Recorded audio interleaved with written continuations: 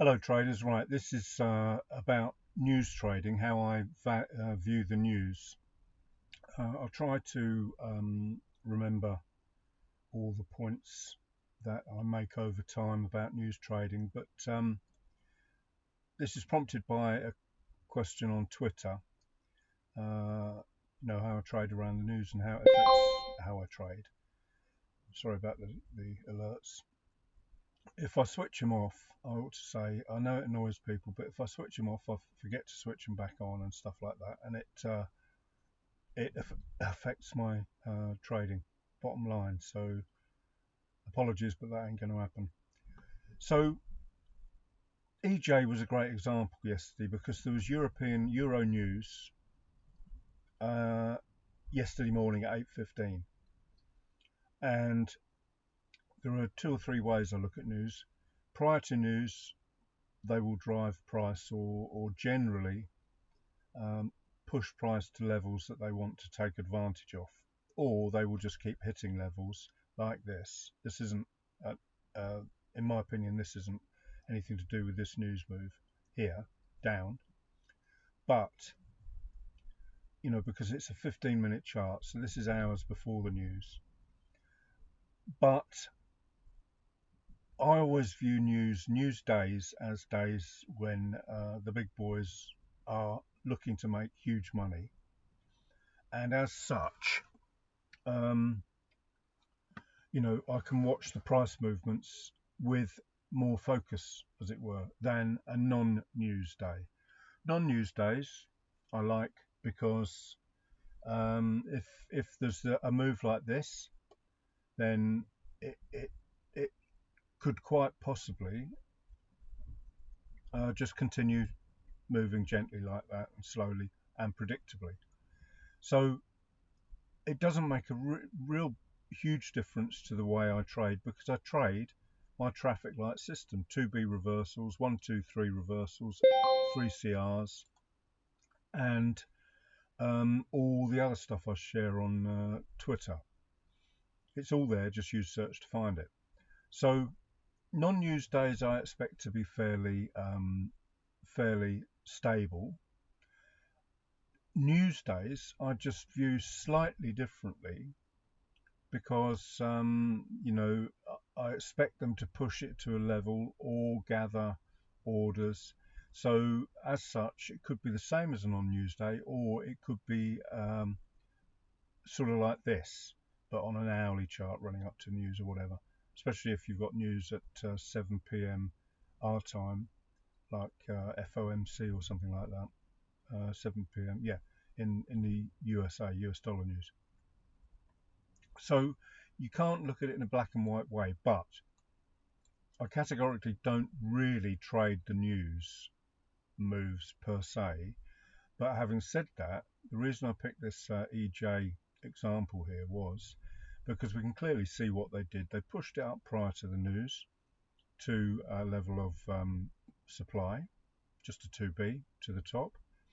Then they smashed it through this whole level of potential orders, potential stops and placed for the long traders and so on and so forth, and then quickly reversed it. Now, this was great because the higher time frames told me euro yen was bullish. Daily showed me that, the H4 showed me that. So when they pushed it down here, it was so obvious that they would potentially reverse it to the long side.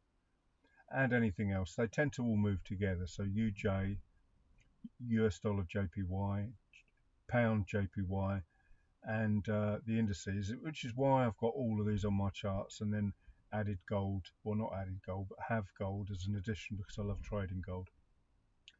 So that's the logic there. In fact, compared to pound yen didn't break this lowest low here. It didn't actually make a lower low with this push. I'm sure of that. I can show that there at the same time. Yeah. So as you can see, there was this is the daily open line, by the way. This was the lowest low. As you can see, they pushed it down, but not as far as euro, because the euro was the news related move. And then that reversed to the long side too. So, you get into the reason I've limited my pairs down to this is because you get into the flow of them all, so which helps my scalping enormously. So that's it. Back to euro yen by comparison. So, I've used the phrase on, used the phrase on Twitter recently that I am absolutely loving every dip, pullback, call it what you like, against the higher time frame momentum, because it's just like sweets in a kid in a sweet shop. There's just trades everywhere. We know what the perfect trade looks like on this now, or you should do if you followed me for a while. We know what a 2B looks like. We know what a 123 high low looks like, or a non 123 high low looks like. I mean, this is you know that's the 123 high low on GJ here, part of a 2B. Sorry about that. It's because I'm changing. It's because of that, I think. So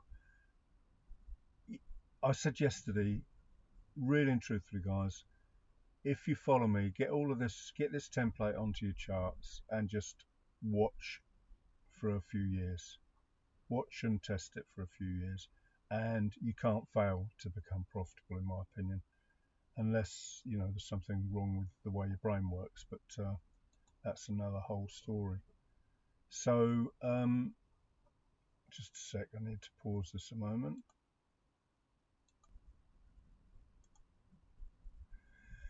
So that's it. Hopefully it's covered the news. So news push price down, we know that. Prior to the news, it pushes price to a level. Gather orders before news, so you learn what to expect to happen. And then the minute a perfect setup comes back in the direction with the higher time frames, hit it. And it's as simple as that. News trading. I can't really say a lot more about it. I'm not an expert on news, but never say never. In fact, because I'm more focused on the American session now, because the trades are just absolutely everywhere. And I should say, all of what I do works on everything: stocks, indices, all your currency pairs, commodities, oil, gas, uranium, whatever you want to trade, it works. These chart patterns have worked for hundreds of years. And that was the first thing I checked as a trader, as a business person. The first thing you want to know is whether the business is sustainable, whether it's going to last, whether it changes much. Well, in my opinion, having spent 20 years looking at charts, it doesn't change. It's reliable. You can look at charts back to the tulip thing midway through the 1700s, 18th century, and their charts look the same as these. It's crazy. So, thanks for listening. Have a good day.